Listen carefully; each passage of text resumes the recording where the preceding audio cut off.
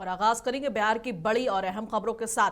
बता दें कि बिहार में शराबबंदी कानून को लेकर एक बार फिर सियासी हलचल तेज हो गई है। विपक्ष जहां इसे फेल करार दे रहा है, वहीं सत्ता पक्ष के भीतर से भी इस कानून की प्रभावशीलता पर सवाल उठ रहे हैं।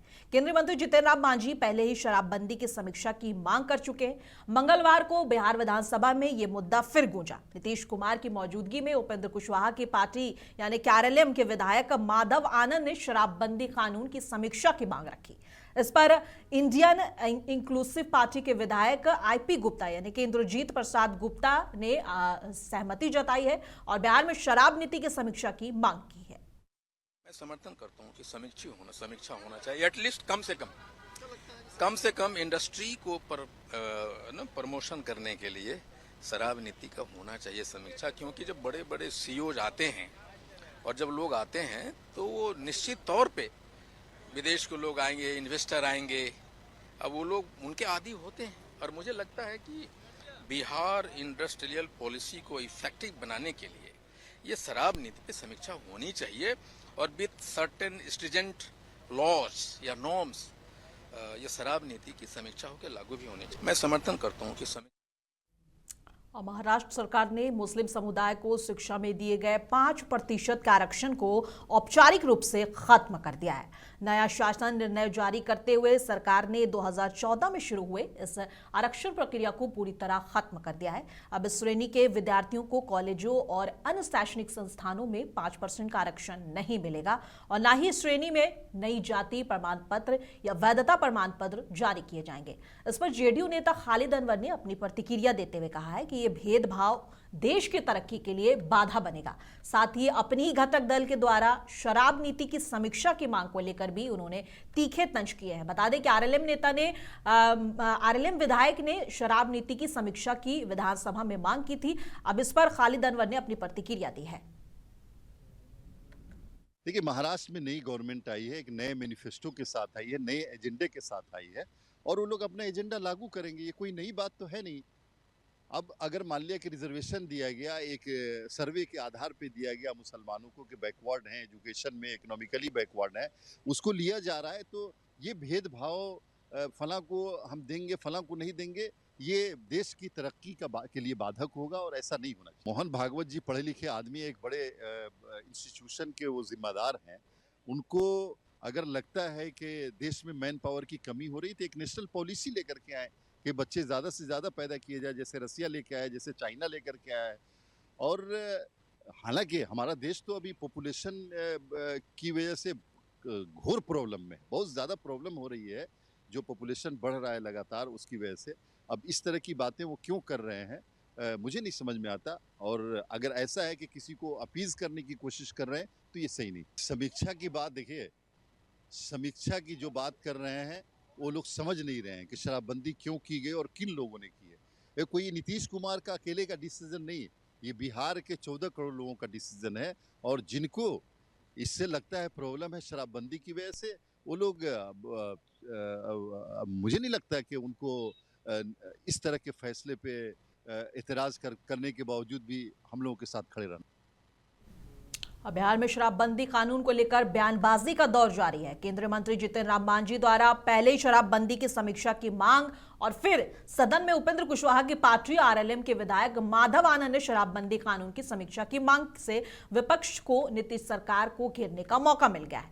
बता दें कि लगातार 2 दिनों से विधानसभा के अंदर और बाहर दोनों में शराब कानून को लेकर बयानों का सिलसिला जो है वो जारी है। विपक्ष इसे फेल करार दे रहा है और समीक्षा की मांग भी उठा रहा है।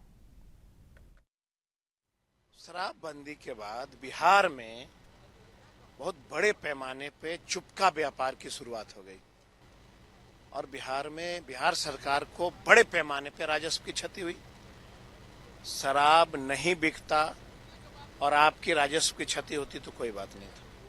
हम लोग घोर विरोधी हैं कि शराब की बिक्री नहीं होनी चाहिए, क्योंकि सबसे ज्यादा दलित के बच्चे परिवार मारे जाते हैं इसमें गलत शराब का सेवन करके।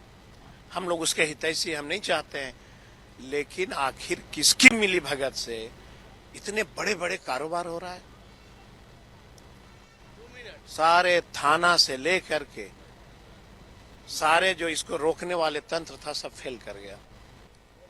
इसलिए माननीय सदस्य ने कहा कि समीक्षा करो, और मैं तो कहता हूं कि समीक्षा करके जिस थाने के बॉर्डर से दारू पास आउट हो जाए उस दरोगा को सस्पेंड करो। आपने आप विधानसभा वाइज देखिएगा, थाना वाइज देखिए कि कितने दरोगा सस्पेंड हुए दारू के नाम पे। कहता है कि हमने एक ट्रक पकड़ लिया। कहां पकड़ लिया? कैसे घुस गया था? जिसके क्षेत्र में दारू घुसेगा उस थानादार को सस्पेंड करो, उसके डीएसपी को निलंबित करो। देखिए अपने आप बिल्कुल होना चाहिए। पूर्ण रूप से शराबबंदी कैसे हो इसकी समीक्षा करो, विपक्षों को भी बुलाओ, इस पे तय करो कि कैसे होगा। मोतिहारी में नशे के खिलाफ चल रहे विशेष अभियान के तहत पुलिस को बड़ी सफलता मिली है। मोतिहारी जिले के कुंडवा चैनपुर थाना क्षेत्र में खरुई गांव में छापेमारी कर रामेश्वर शाह नाम के व्यक्ति को गिरफ्तार किया गया है। पुलिस ने उसकी दुकान से 505 ग्राम गांजा, 132 लीटर नेपाली शराब और करीब 7,27,000 रुपए नकद बरामद किए हैं। बताया जा रहा है कि आरोपी लंबे समय से अवैध नशे के कारोबार में लगा था और नेपाल सीमा से जुड़े नेटवर्क से भी उसके संबंध हो सकते हैं। पुलिस अधीक्षक स्वर्ण प्रभात ने साफ कहा है कि जिले में नशे के खिलाफ जीरो टॉलरेंस नीति जारी रहेगी। साथ ही लोगों से अपील की गई है कि ऐसी किसी भी गतिविधि की सूचना तुरंत पुलिस को पहुंचाएं और फिलहाल आरोपी के खिलाफ मामला दर्ज कर आगे की जांच शुरू कर दी गई है।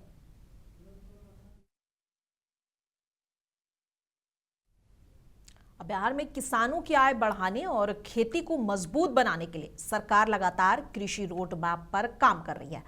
पटना में इसी को लेकर प्रेस कॉन्फ्रेंस हुई और पटना में प्रेस कॉन्फ्रेंस के दौरान कृषि मंत्री रामकृपाल यादव ने बताया कि 2008 से शुरू हुए कृषि रोड मैप के 4 चरण लागू किए जा चुके हैं और इन योजनाओं के तहत सिंचाई, बीज सुधार, फसल विविधीकरण, डेयरी, खाद्य और प्रसंस्करण और अब तकनीकी नवाचार और जैविक खेती पर जोर दिया जा रहा है। सरकार का दावा है कि धान, गेहूं और मक्का उत्पादन में बढ़ोतरी हुई है और कतरनी चावल और शाही लीची जैसे उत्पादों जो कि बिहार के काफी फेमस माने जाते हैं को नई पहचान मिल रही है। और उन्होंने आगे कहा कि लक्ष्य साफ है कि खेती को लाभकारी बनाना है और किसानों की आय में लगातार बढ़ोतरी करना है। सुनिए आगे क्या कुछ कह रहे हैं। हमको अगर कोई दिक्कत पहुंचाएगा तो वो दिक्कत में आ जाएगा। हमारा विभाग सचेत है, किसानों के हर चीजों पर नजर रखा हुआ है और इसीलिए जैसा कि हमारे डॉक्टर साहब को बता रहे थे, मैं बता रहा हूँ कि हमने जो कार्रवाई की है और खासतौर पर जब से मैंने ज्वाइन किया कृषि विभाग का, मैंने सख्ती से आदेश किया और टीम बनाया और दस्ता बनाया। हमारे सारे अधिकारियों ने, चाहे आप हो, बड़ी अधिकारी, कनीय अधिकारी, सब लोग अपने दायित्वों का निर्वहन किया और छापामारी किया।